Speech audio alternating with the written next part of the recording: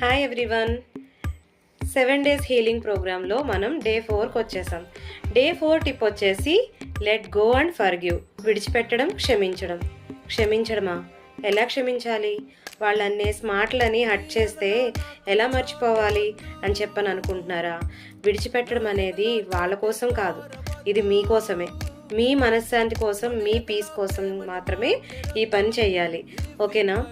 నిజంగా మీరు వాళ్ళని ప్రేమిస్తే, ఓకే, ప్రేమ అనేది ఉంటే గనక విడిచిపెట్టేసేయండి. ఓకేనా?